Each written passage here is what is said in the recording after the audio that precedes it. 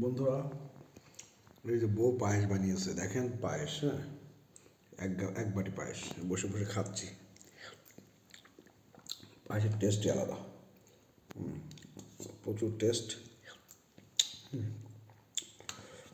অনেকদিন পরে পায়েস খেলাম।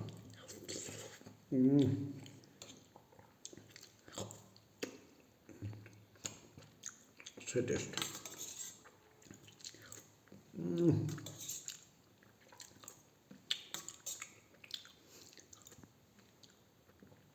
অনেক মজা।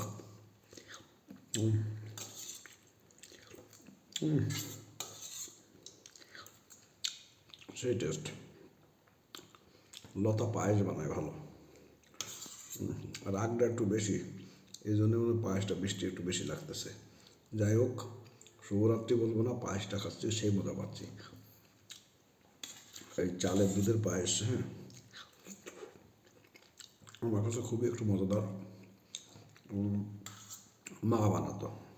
যাই হোক, বউ মনে হয় আমার মার কাছ থেকে শিখছে, না তার মার কাছ থেকে শিখছে, মানে আমার শাশুড়ির কাছ থেকে শিখছে। হ্যাঁ, মানে সব মিলে আসলে পায়েসটা চমৎকার।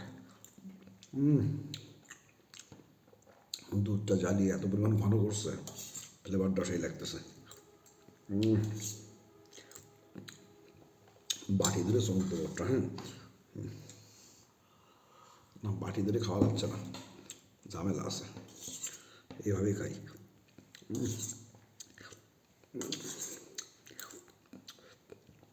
সেই সেই।